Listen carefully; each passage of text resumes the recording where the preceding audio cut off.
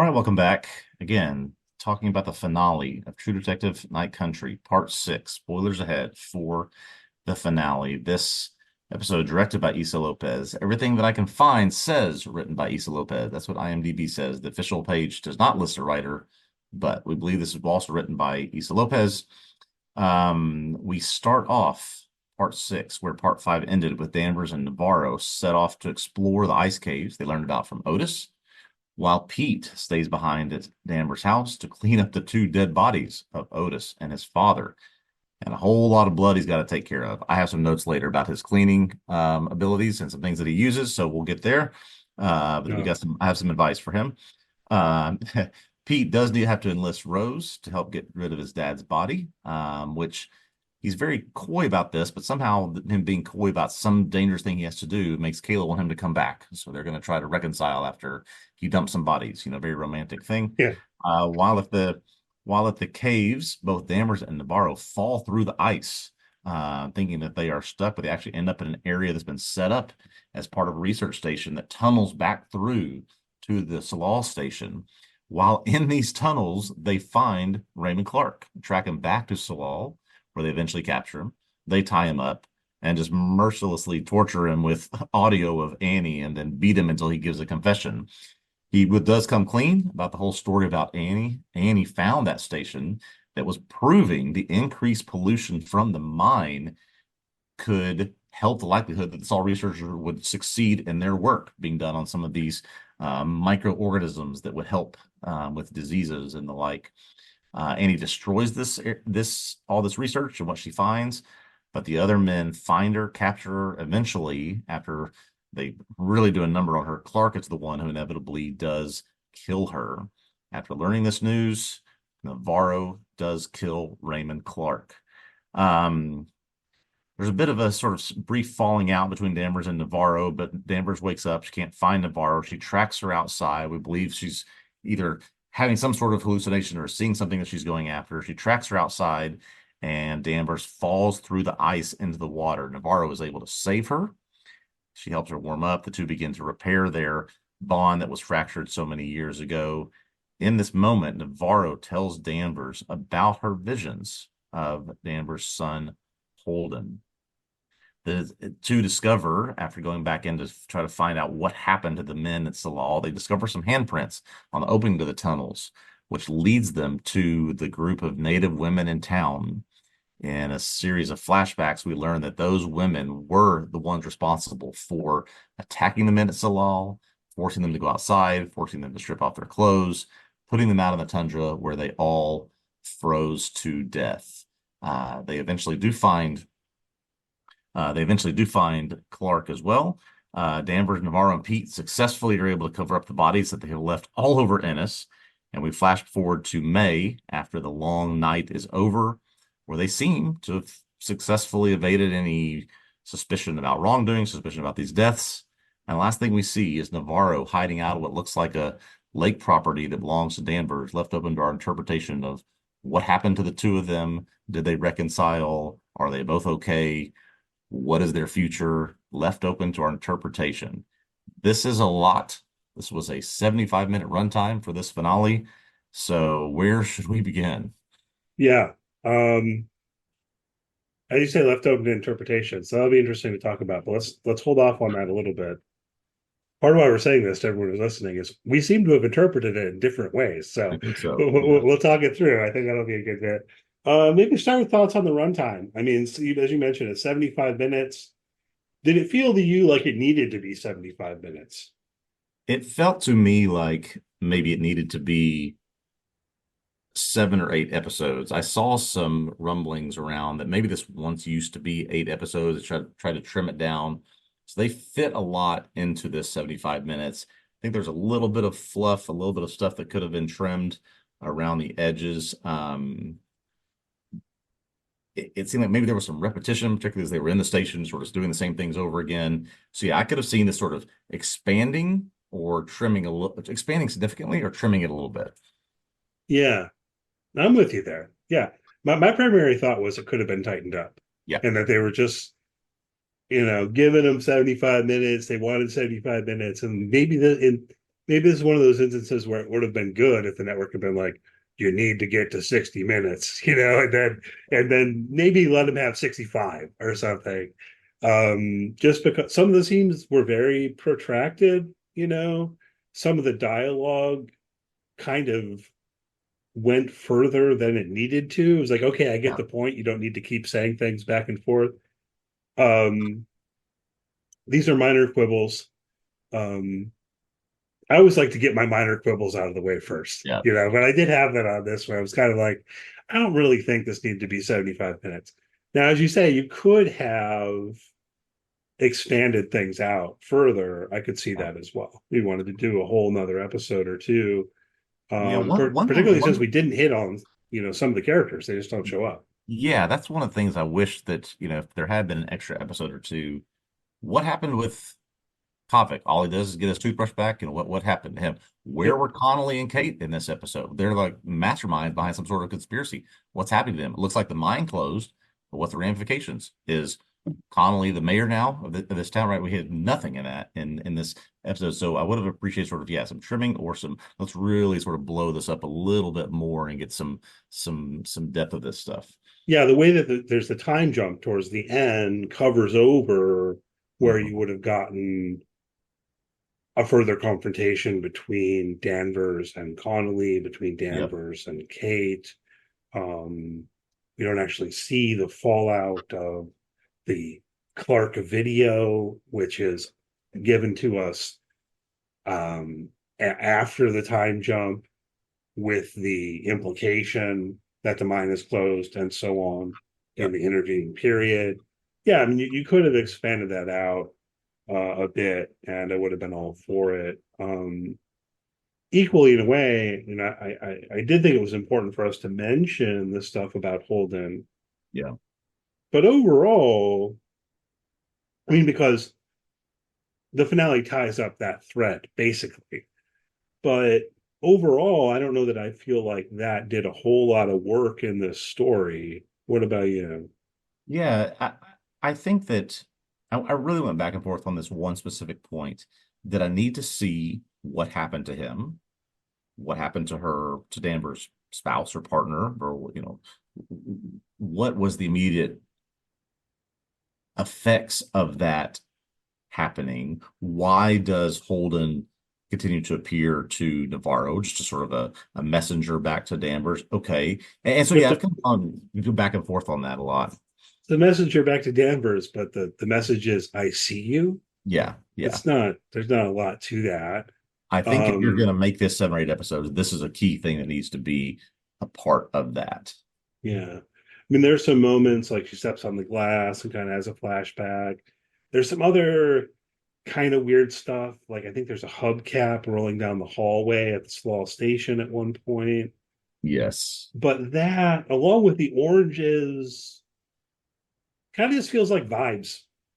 Yeah, it did feel like vibes. I saw somebody wrote something interesting about the end, the last thing you see every week in the opening credits is a picture of like the key moment of the episode.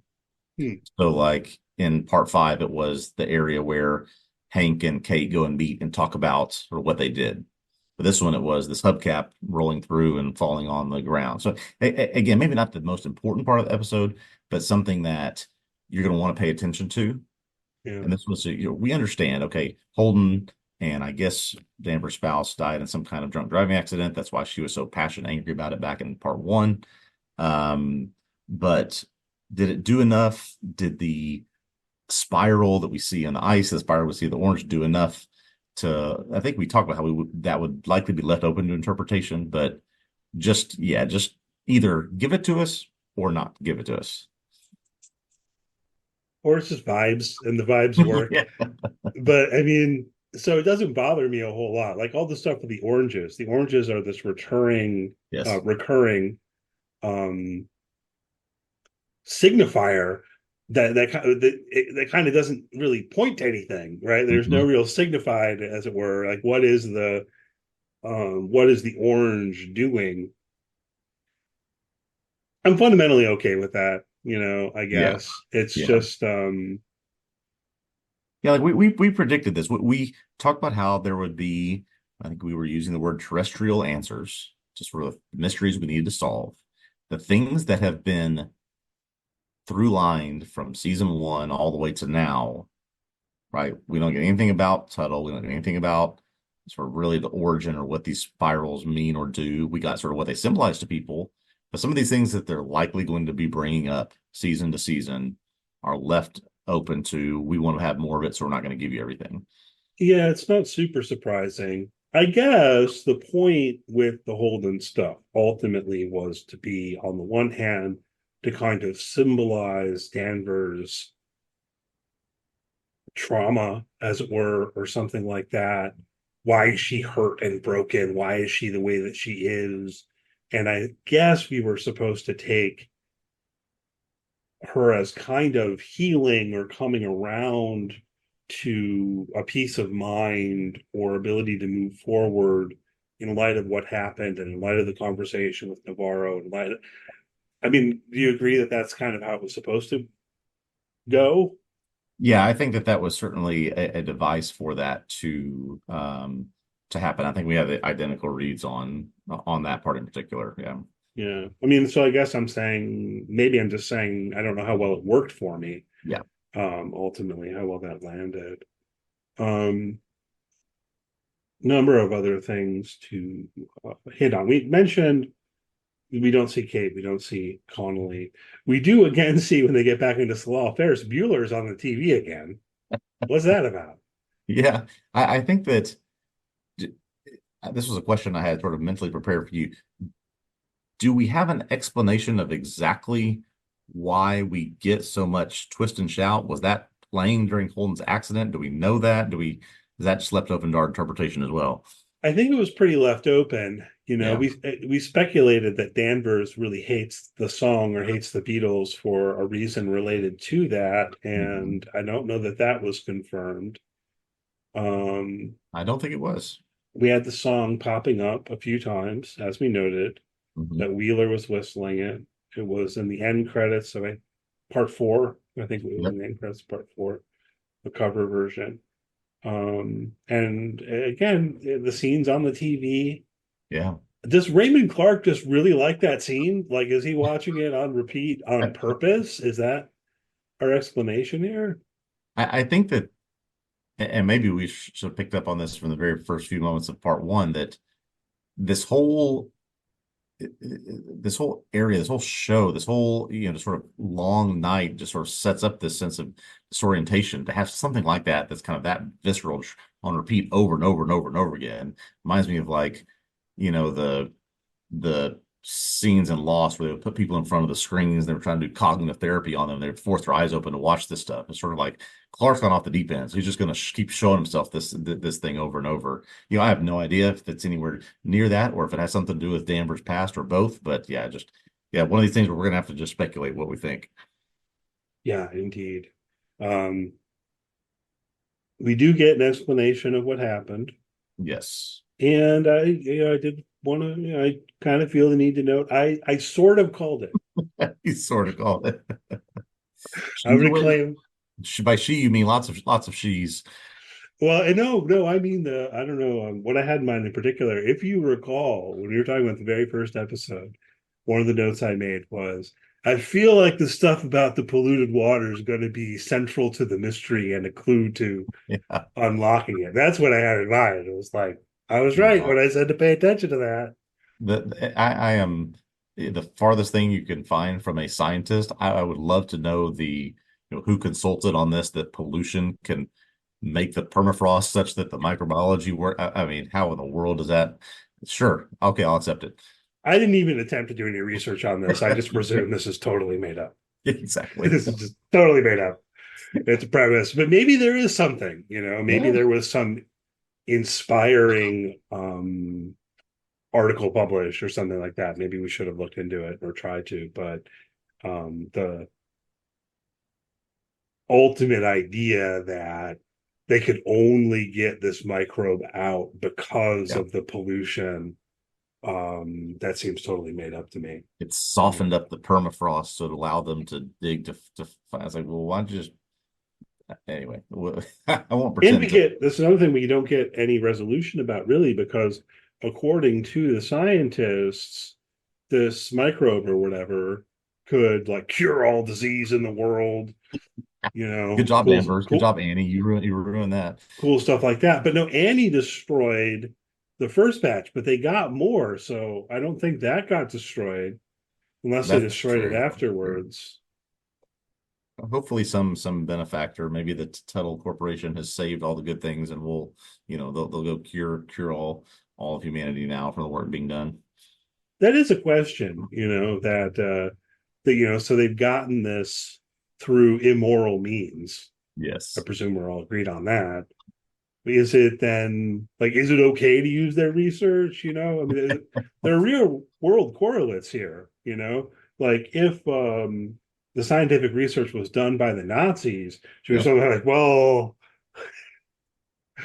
we can't pay attention to that because those were Nazi scientists, it can be the real I'm gonna world. let that one just dangle out there. Let you have that comment. Oh, I don't have a line on it. I mean, that could be like maybe like a whole session of a healthcare ethics, course or something like that as a question. But I did think of it here, um, and I guess it is something to ponder, each in your own mind.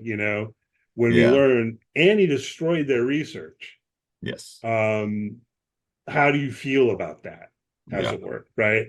Because there is a certain point someone like Clark has a point to some degree Hmm. that, hey, this is really valuable research.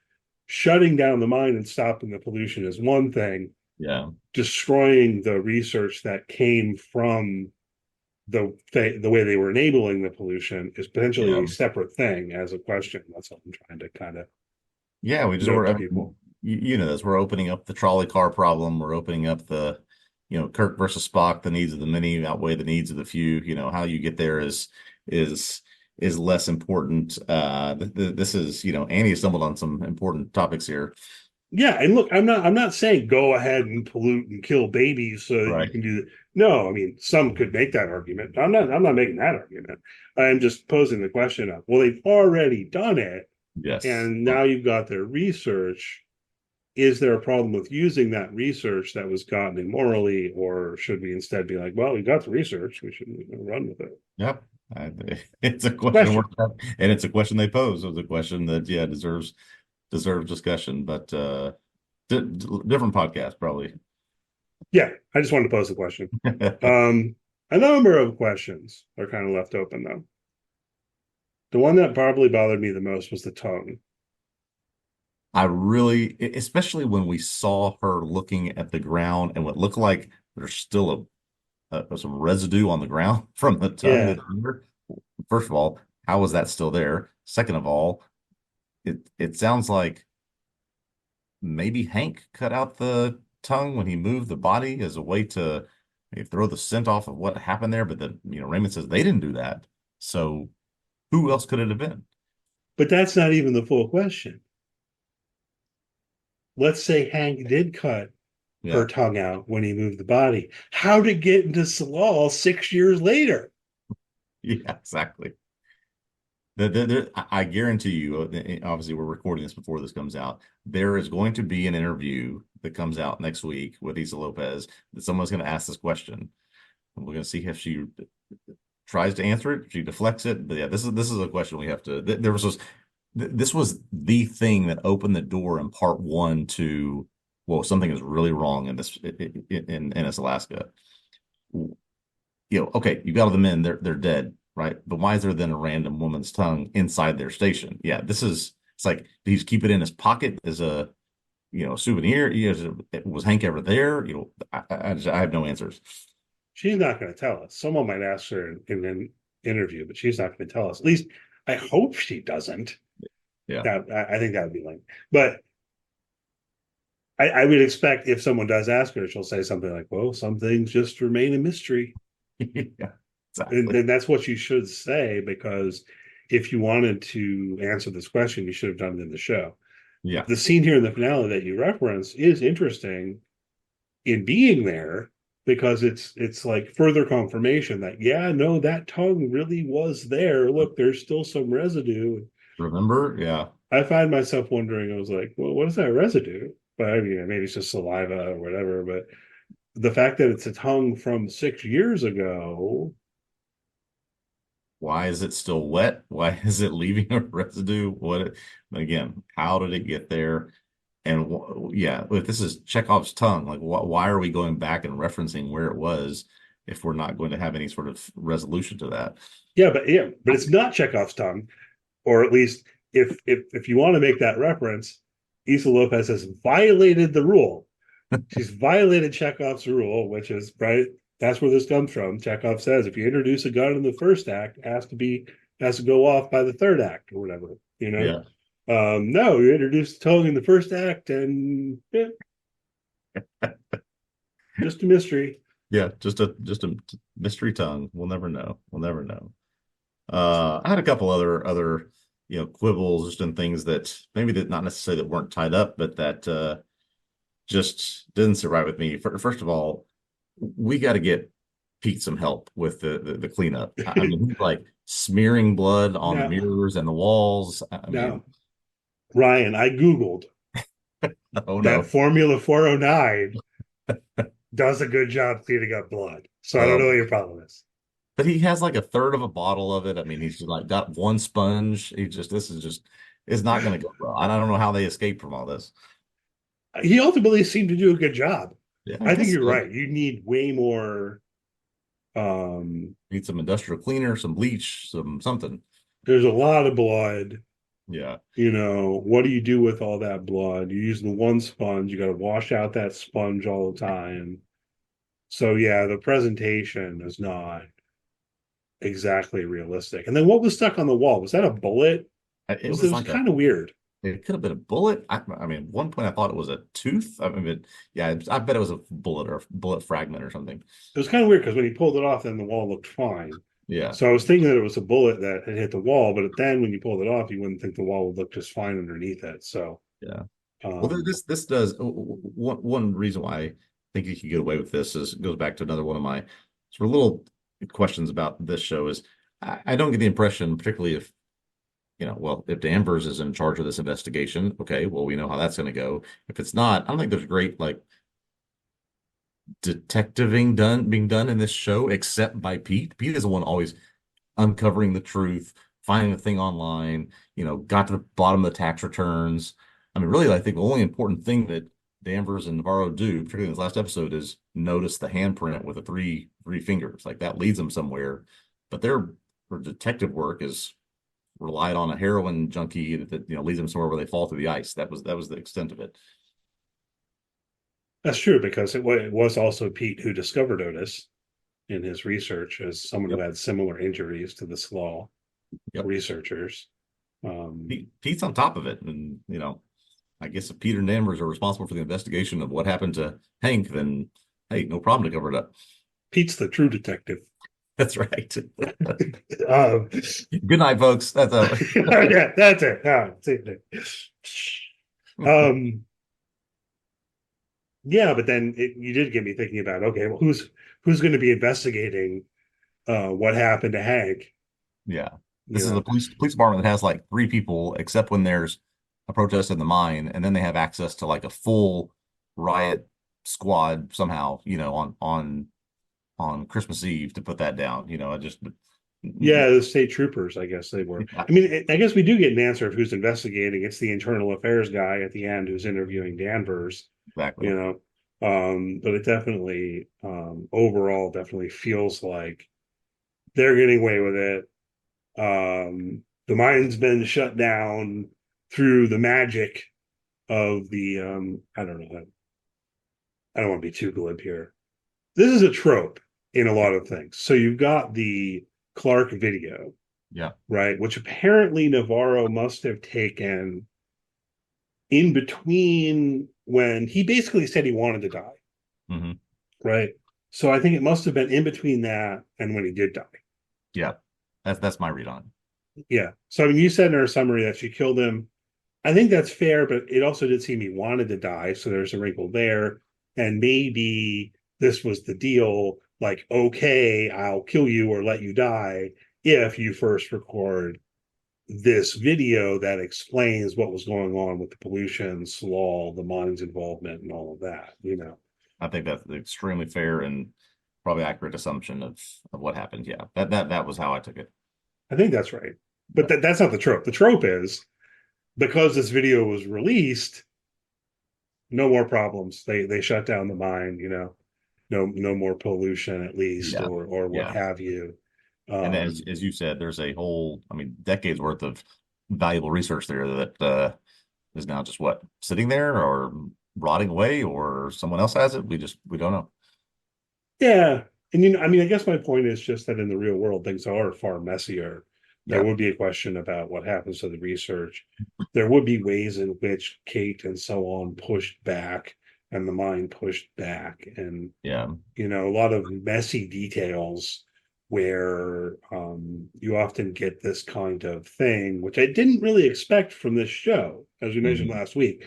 This is about as close to a happy ending as possible with regard to the pollution stuff, at least. Yeah. That because this video was released, it had that effect. Yeah. And, Were and I, that things went that simply in the real world, I guess is all I'm saying. yeah. And I think that this is one of the clear areas where this was definitely a part of this story that Issa Lopez had, particularly as sort of the win for the locals, the natives of this area. This had to have been sort of the resolution all along, but she was able to craft a detective story around it. This was the point she wanted to get to, where there could be that sort of we won scenario for the women, the people that are native to that area. Yeah, or I'm sure at least her original idea was about the slow men, how they died, and the solution being that it was the native women who came in and killed them once they found out what they'd been doing in order to pollute the water and so on and so forth. Yeah. And all of that works. Um, so let's talk about Navarro a bit more. Hmm. Um, she has the visions of Holden. I want to start there because you put in the notes that she can see the dead, right? It's not hallucinations. So Yeah. that's your read on all of this. It is. I think it's now my read that is an ability or whatever you want to call it for Navarro that also her sister and mother shared. There was a sense of the mother and sister didn't know how to deal with it, come to grips with what was happening to them, what they're seeing, why they're seeing it. I don't want to say that Navarro is, that she's Haley Joel Osment from The Sixth Sense, that she sort of has a purpose for seeing these people, but that she can reconcile the fact of where she is and what she is about and allows her to be able to do this. And she can be this sort of interlocutor in some ways for the dead and the living in this in Yeah. this area where the barrier is so thin between the two. Yeah. I mean, it seems pretty well grounded with regard to the Holden stuff because the Mhm. clear indication is that she never met Holden and should not have any idea what he looks like or Yeah. anything like that. Um, I think it's still ambiguous if you don't want to take that conclusion. She had some visions of some kid that she thought was Holden, and maybe it was all a hallucination. Still, I think you could read it that way. Still, Yeah. um, in the comments on YouTube, actually, we were asking in the one about who they were seeing, like who did Julia see under the bed. At least someone claimed that Julia saw their mother under the bed, and then we know that because of the cross necklace. Maybe that checks out. Then they claimed that at the end of that episode, it was Julia that Navarro saw, which I don't know. It didn't Yeah. really. It's hard there's no clear answer to that. I think it's left open ambiguously and purposefully. We don't know exactly what it is she's seeing and why she's seeing it, maybe until this semi-resolution here in the finale of what she's seeing. Yeah, and what does it mean? Yeah. So if it was her mother, let's say, okay, no, actually, this is good. I've got a line that's just occurred to me. Go back to the Wheeler case, because that was Mhm. another one. Maybe that was her mother. What does it signify?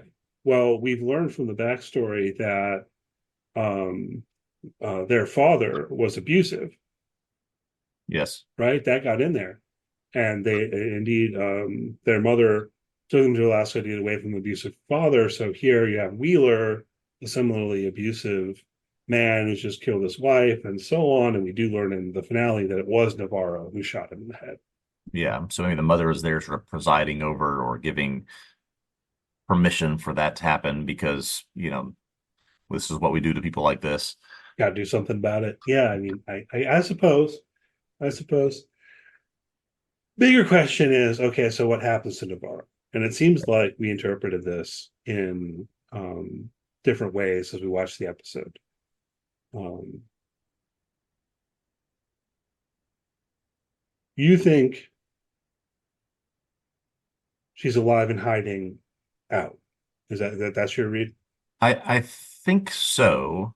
We have no indication that, and I think maybe to do this sort of frame by frame in this final scene of the episode. No indication that Danvers can see or commune with or have any sort of appreciation for someone who's there with her who is dead, like Navarro could. Right, but they also don't interact, as I They recall. don't they Danvers is don't sitting interact. there, and it's like Navarro walks out behind her onto the veranda or porch or Yeah. whatever. And I took that as sort of as just for the first time in 6 or 7 years, they have some peace, right? Yeah. There's no necessarily contradiction. There's nothing to keep them apart. There's nothing to fracture them. They just have peace together. And that Danvers is sort of hiding her out there, or she's staying there whilst, things sort out a little bit. Yeah, so maybe here's the question, because I read this making inferences along the way, I guess. I think it is not entirely clear. But what do we see? I think we do see Navarro walking out into the cold. Well, whatever. Maybe she's just out for a walk. Fine. But we see Danvers finding the polar bear on Navarro's bed, which has been stripped of its sheets and so on. Underneath the polar bear is the phone that has the Clark video on it. We see Kavik finding his SpongeBob SquarePants toothbrush that she's giving back to him. Yeah. All of this read to me like someone who was tying up all of the loose ends before suicide.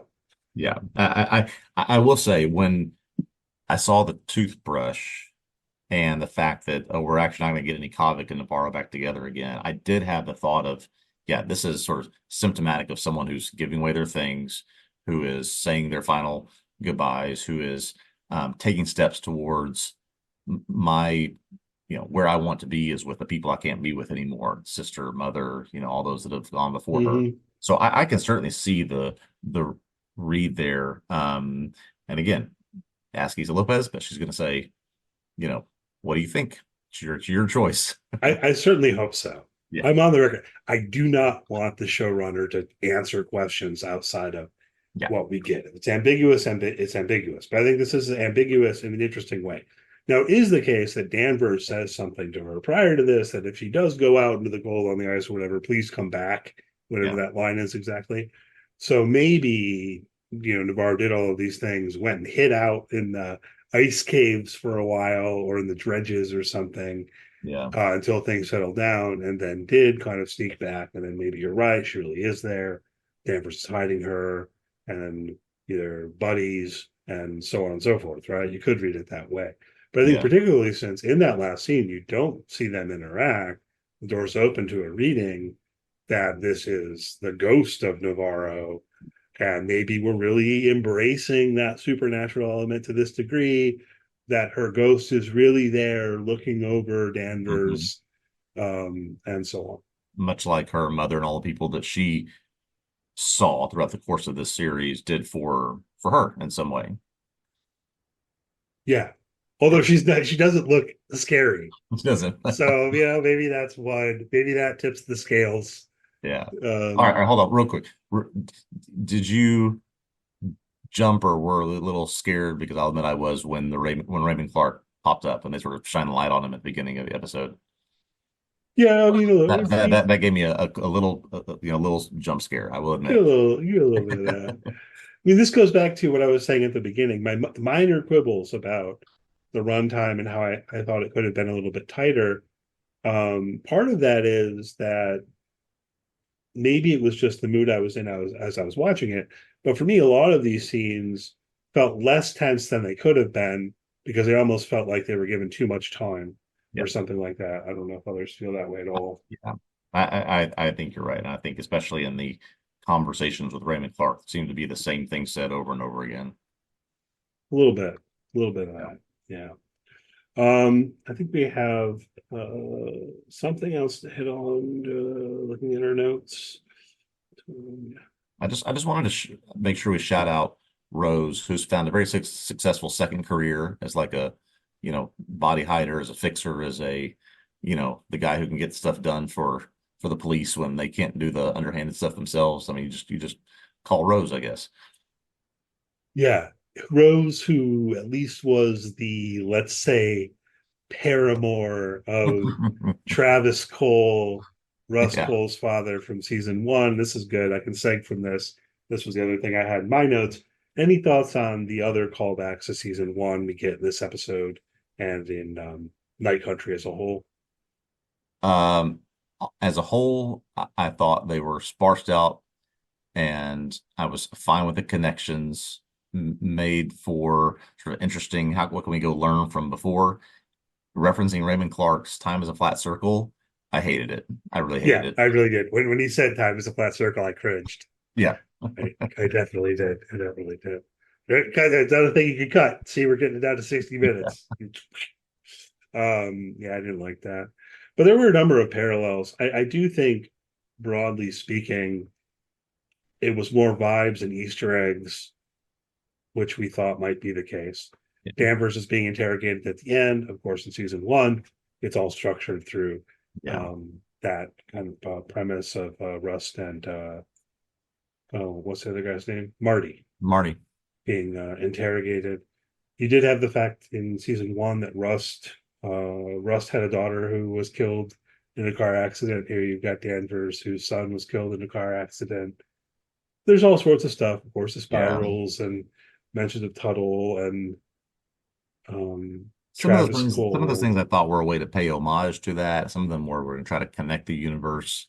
Um, and on the whole, some of them worked better than others for me. I like the paying homage more than I like the we got to make sure you see enough spirals in this series.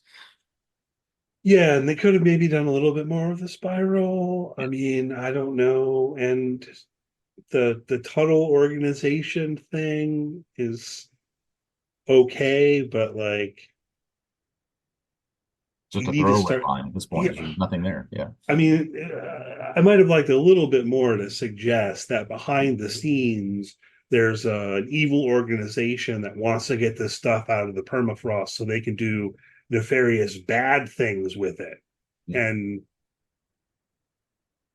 I just said that, but I feel a little bit like I made it up. I mean, it almost is there, you Yeah. know? There's your tension between what they discovered. If it was sort of it's on a razor's edge of we put it in the right hands could do good. If we put it in the hands of the title organization, it could be bad, that type of thing. Yeah, you flesh that out a little bit more. They're going to make, super soldiers or I don't know, X Files reference. So the grand dropped X Files plot line of the Yeah. last two original seasons where they're like, we're making super soldiers, and then they revive the X Files and they just drop that. I That's don't know. right. Um, I think that about does it. Anything else we Yeah. want to hit on Wow, here? this is we've hit on a lot, and I'm glad we've gone through this together. This was a very good show to talk through. I will have a piece coming out Sunday when this episode ends. Try to get some thoughts together and put something coherent together off a lot of information. Yes, people should look out for that, read that. Well, or it'll be out. By the time you can listen to this podcast, it'll be out. So go to tvobsessive.com. Be sure to read Brian's recap. And yeah, I mean, I agree. It's been great talking through the show with you, and I have enjoyed it a lot. I know I presented some criticisms here, but so it goes. It doesn't mean the show is bad. I thought the show was actually really quite Yeah. good. I really enjoyed watching it each week, thinking about it, and talking about it with Ryan on the podcast. Hopefully, you all have enjoyed listening along with us. From here, we're going to go to Constellation on Apple TV Plus. This will be the first show on Apple TV Plus, hopefully. If it's not on your radar, we'll take our recommendation to check it out and listen to the podcast as we talk about Constellation. It'll be interesting to see how this goes. Yeah. It'll be interesting to see how well the show lands, how popular it is, how interested people are in reading about it, listening to podcasts about it, and so on and so forth. Apple TV Plus has a good amount of science fiction. Mhm. Um, it seems to vary a little bit, though, how much there is going on in terms of engagement with it. Yeah, I'm excited to check it out. I'm gonna plow through this weekend and look forward to talking with you about it next week. Good deal. So we'll be back next Friday. Will be the plan on that. Constellation comes out on Wednesday. Our current plan is to record and publish the podcast on Friday after it comes out each week. In the meantime, check out tvobsessive.com. Check out our YouTube channel. Please subscribe to our YouTube channel if you haven't already. Trying to continue to pump stuff out there in various ways, um, including little snippets of the podcast. I've started doing that a bit. Hopefully, people enjoy that better. And yeah, follow us on social media, TV Obsessive, and we'll see you next week. All right, looking forward to it. See you then.